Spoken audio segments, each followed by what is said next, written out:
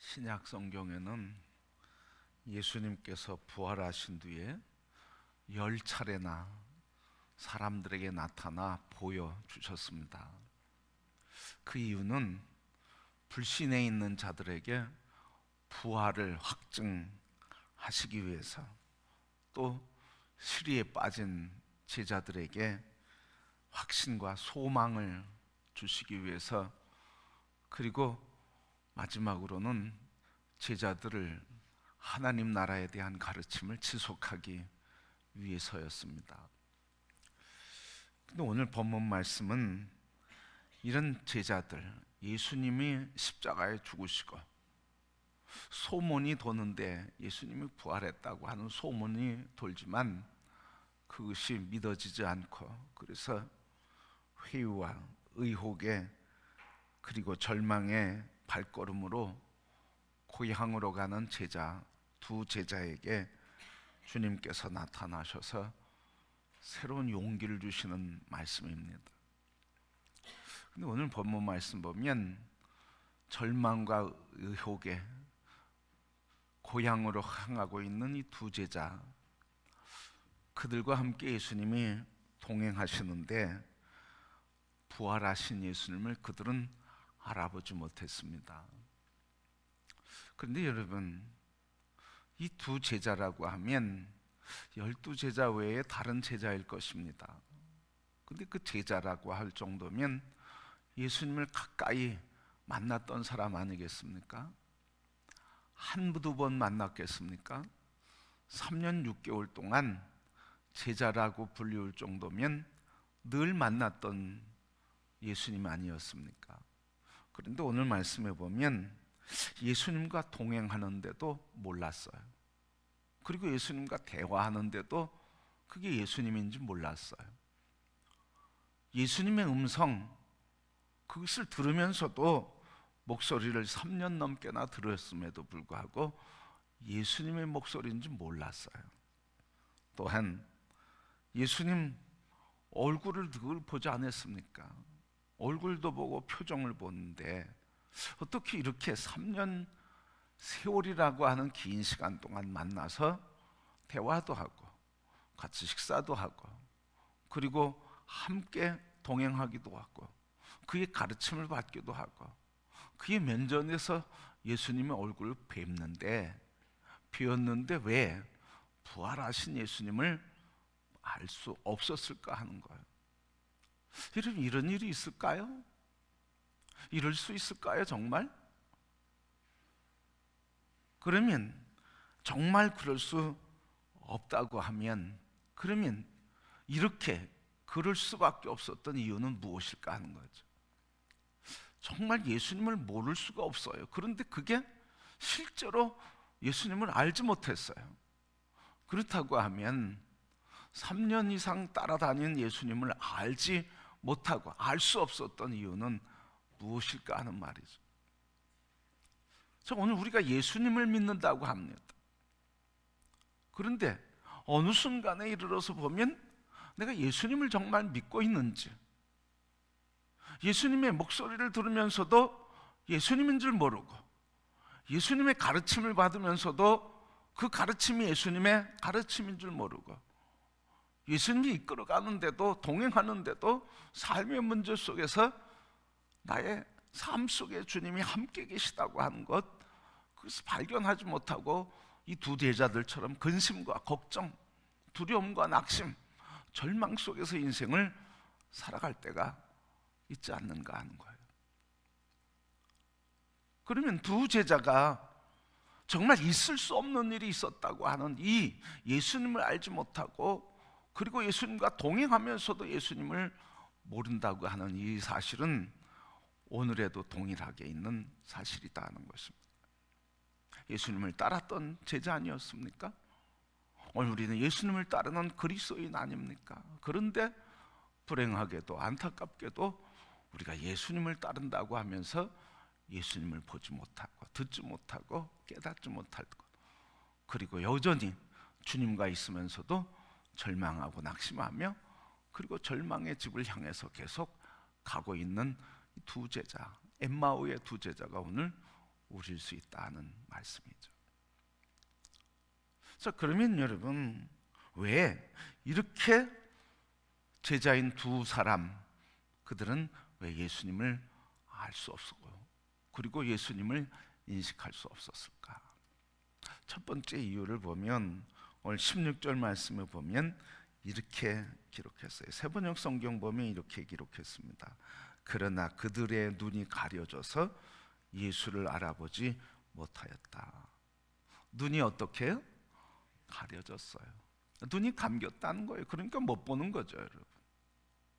눈이 가려졌다고 하는 이 표현은 고정되고 변동이 없다고 하는 헬란 말의 뜻이에요. 자, 눈이 고정됐대요. 변화가 없대요. 그러니까 예수님을 못 보는 거죠.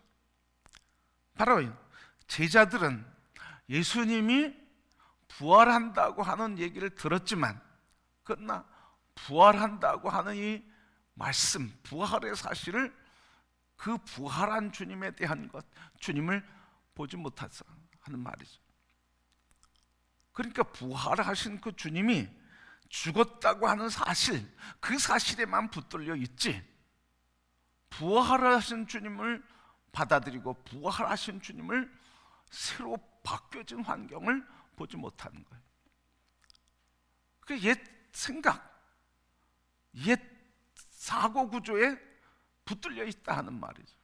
새로운 환경, 새로운 사건이 일어났는데 옛 시각으로 보니까 변화되지 않는 고정된 옛 사람이 어떻게 부활할 수 있어? 라고 하는 이런 생각에 붙들려 있으니까 부활하신 예수님을 볼 수가 없다 하는 말씀이죠. 그래서 우리가 부활하신 예수님을 보려고 하면 우리가 갖고 있는 사람이 어떻게 부활할 수 있어? 라고 하는 인간적인 사고와 사람 중심의 가치관 가지고는 부활하신 예수님을 볼 수도 없고 만날 수도 없다 하는 말이죠. 그래서 오늘 우리에게 이 변화되지 않는 사고 구조는 우리의 삶에 주님의 역사를 잘 못 보게 하는 거예요. 사고 구조가 아주 딱딱한 사람들이 있어요. 사고가 바뀌어야 된단 말이죠. 자, 오늘 우리 그림 한 장을 볼 텐데 우리의 사고가 어떤 영향을 끼치는지 한번 보려고 해요. 그리고 화면에 그림이 나오는데 우리 그림 한번 보십시다. 자, 이 그림 나오는데 여러분, 이 그림에 무슨 그림일까요? 이 그림은 뭘 표현하고 있을까요? 자, 여러분, 이게 무슨 그림인가요? 여러분 한번 여기에 무슨 그림인지 한번 생각을 해보세요. 자, 3초 동안만 더 생각해 보시죠. 무슨 그림일까요, 여러분? 자, 그러면 무슨 그림이라고 생각하시면 뭐 같기도 하고 뭐 같기도 그럴 거예요. 한번 그 다음 장면 한번 보십시다. 자, 무슨 그림이죠? 남녀가 춤추는 그림이죠. 자, 그러면 우리 남녀가 춤추는 그림이에요. 그러면 우리 다시 한번 이전 화면 봅시다. 자, 무슨 그림이 보입니까? 그림이 선명하게 보이죠? 자, 우리에게 이런 첫 번째 각인된 우리의 이미지가 다음 장면을 고정시키게 한다는 거죠. 다음 장면에 영향을 준다는 거예요. 우리 이미지가 한번 고정되면 그냥 이전의 그림에 보이지 않던 것들이 보이게 된다는 거예요. 우리 사고 구조가 그렇다는 거죠, 여러분. 그러니까 우리가 첫 번째 경험하고 우리가 경험한 것만 보이게 된다는 말이죠. 과거에 경험한 것에 붙들려 있으면 다른 그림이야, 다른 이야기가 안 들린다는 말이죠. 왜? 모든 게 자기가 본 그 방식과 그 그림 속에서만 생각하기 때문에 그래요. 그래서 예수 그리스도 부활하신 그 주님을 우리가 뵙고 싶어도 배울 수 없는 것은 왜 그렇습니까?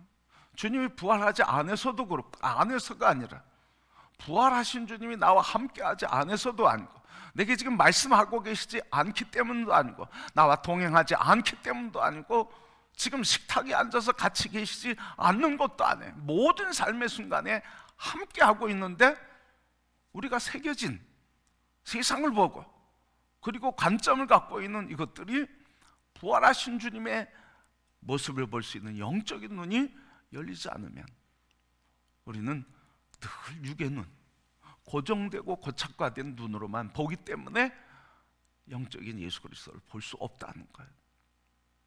그래서 주님도 말씀하시잖아요. 사람의 지혜로는 진리와 생명이신 그 나라를 볼 수 없게 만들으셨다는 거예요. 그러니까 우리 눈이 가려져 있다는 거예요, 여러분. 그래서 가려진 눈이 열려야 되는 거예요. 그렇기 때문에 성도 여러분, 내가 보고 있는 것, 그것이 늘 육의 눈이 아니라 영적인 눈으로 늘 점검해야 돼. 내가 보고 있는 것을 너무 지나치게 확신한다, 이러면 위험해요, 여러분. 우리도 모르게 자기가 알고 있는 것에 대한 지나친 확신 때문에 우리가 실수를 하게 되는데, 오늘 주님을 뵙지 못하는 이유 중에 하나는 뭐라고요? 눈이 가려워져서 고정되고 고착화되어 있기 때문에 볼 수 없다고 하는 말씀이죠. 오늘 또 볼 수 없는 이유는 뭐냐? 17절 말씀에 보면 이렇게 말씀하셨어요. 예수께서 그들에게 물으셨다. 당신들이 걸으면서 서로 주고받는 이 말들은 무슨 이야기입니까? 그들은 침통한 표정을 지으며 걸음을 멈췄다. 자, 예수님과 이야기하는데 왜 걸어가면서 서로 주고받는 이 말들은 무슨 이야기입니까? 그러면서 예수님이 물었더니 제자들의 표정이 뭐였다는 거예요? 침통했다는 거예요.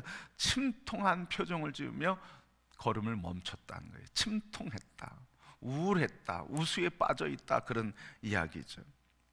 자, 여러분, 우리의 일상에서 우리의 감정이 우리의 삶을 지배한다는 거예요.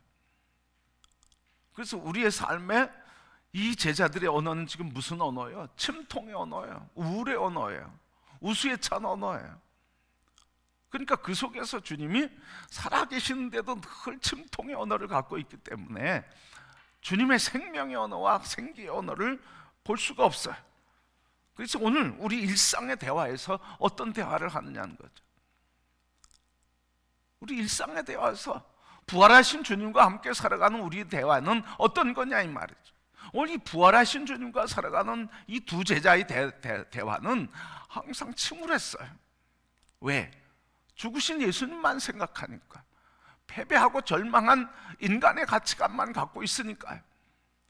그러니까 늘 그 대화는 침울하고 그리고 우수에 차고 우울한 표정이요 말이었어요. 그래서 오늘 우리 일상의 대화를 한번 점검해 볼 필요가 있어요. 나의 대화는 부활하신 예수님과 동행하면서 부활하신 예수님의 생명의 언어와 믿음의 언어와 소망의 언어와 부활하신 주님이 우리를 이끌어 가시는 그 길에서 나는 죽어도 산다고 하는 그런 믿음으로, 소망의 언어로 말하고 있는지. 그래서 여러분, 부활하신 예수님을 만나면 우리의 언어가 바뀌는 거예요. 우리 언어가 절망의 언어요, 패배의 언어요, 우울의 언어요, 찌르는 언어, 찌르는 언어가 아니라 부활하신 예수님을 만난 사람들은 생명의 언어, 생명의 언어, 사람을 살리는 언어죠.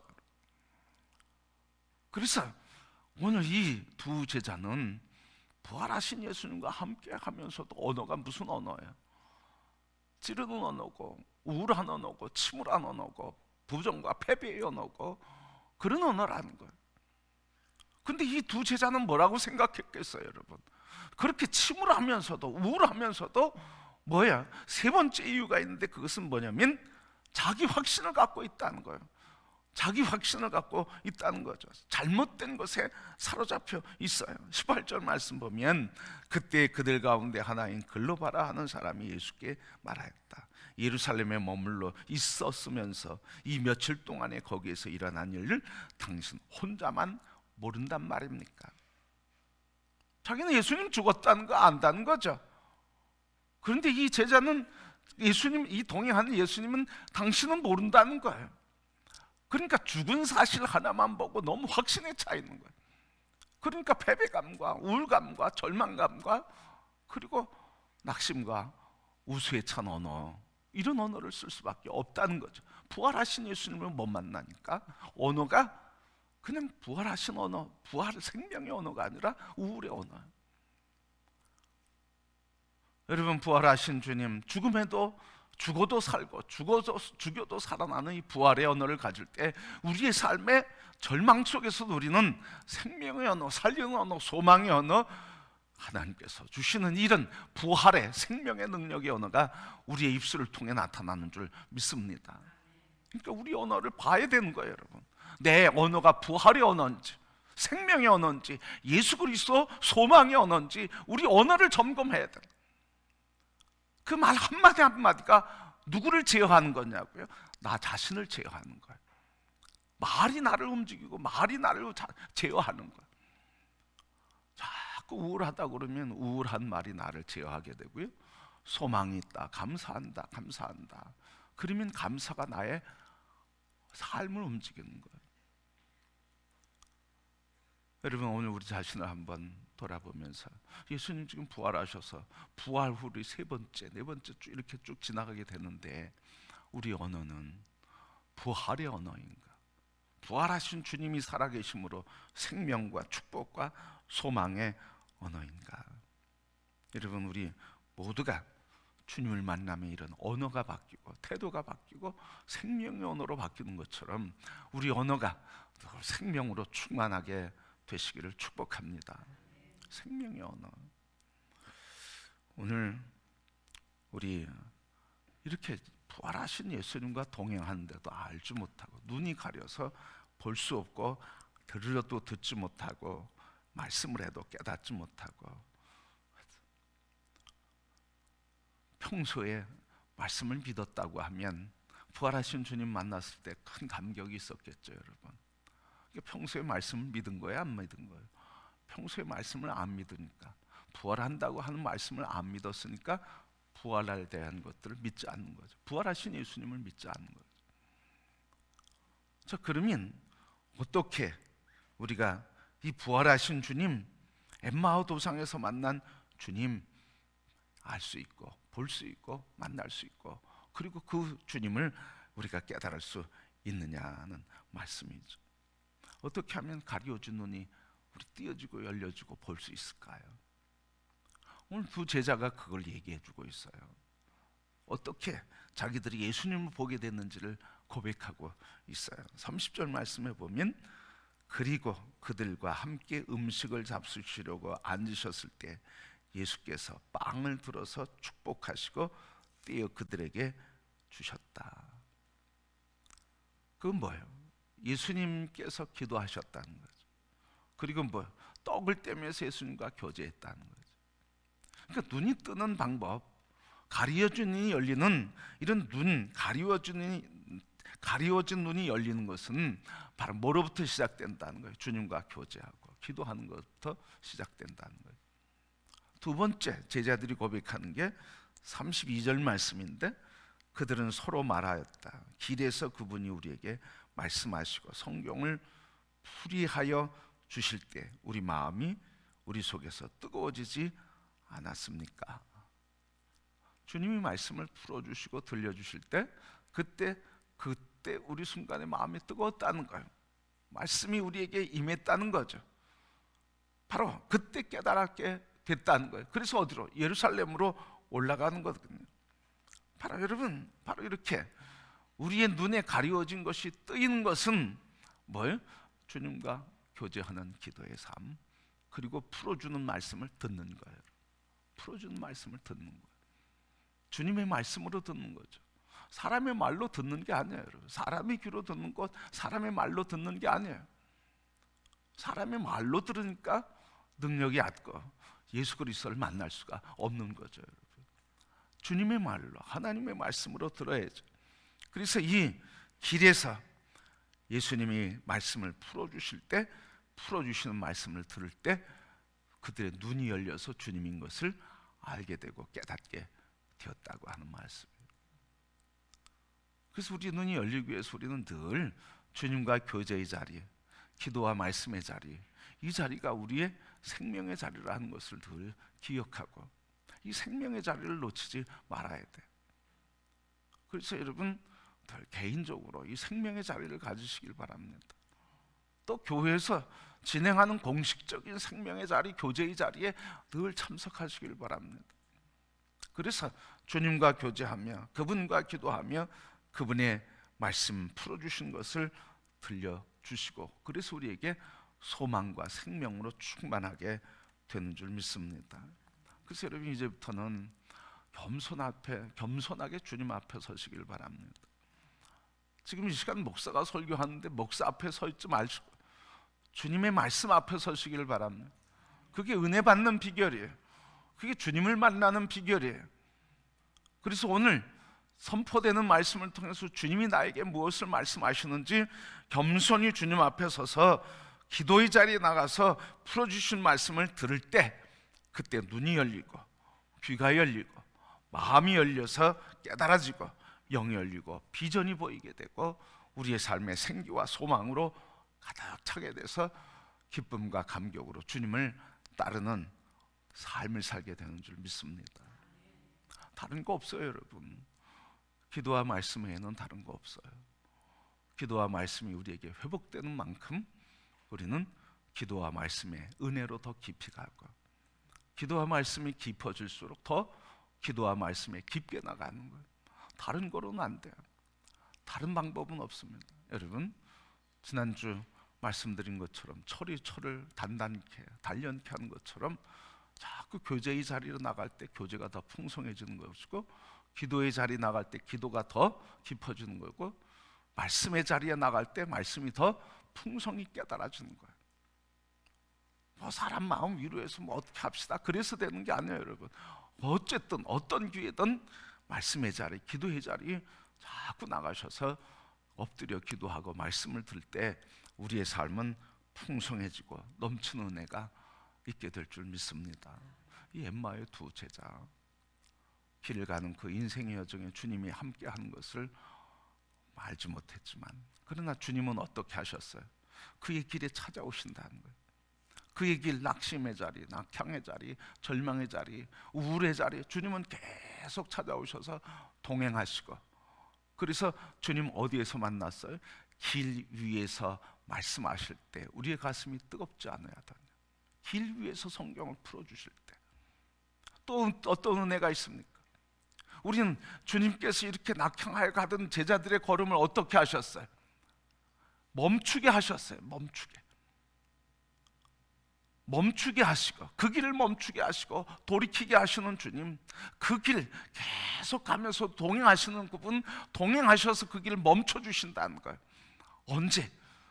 이들이 고백한 것처럼 주님과 교제하는 자리, 그리고 기도와 말씀을 풀어주신 것을 들을 때 그 길에서, 낙향의 길과 절망의 길에서 멈추게 하시고, 그리고 들려주셔서 돌이키게 하셔서 예루살렘으로 올라가 부활의 소식을 전하는 생명의 언어를 말하는 삶으로 바뀌었다는 거예요. 우리 모든 성도 여러분, 우리의 인생이 때로는 엠마오도상이라 할지라도 주님은 그 자리에 동행하고 계시며, 낙향의 그 자리를 걸어간다 할지라도 주님은 그 길 찾아오셔서 멈추게 하시고, 멈추게 하실 뿐만 아니라 돌이켜서 예루살렘, 하나님의 영광이 있는 곳으로 우리를 진행하고 행정하게 한 것처럼 우리의 삶을 하나님이 이렇게 사랑하시고 회복하시는 은혜로 늘 다가오신 것을 기억하시고, 낙향의 길, 절망의 길, 끊임없이 추락하는 길에서 멈추게 하시는 주님의 음성을 듣고 멈춘 그 자리에서 머물러 있지 말고 우리를 돌이켜 주님의 영광의 도시로 우리를 걸어 올라가게 가게 하시는 부활의 주님을 만나고, 그 주님과 함께 승리의 인생을 살며 부활의 기쁨과 승리의 소망과 담대함으로 세상을 사는 성도가 되길 축복합니다. 이 주님 우리 다시 기억하기를 원합니다.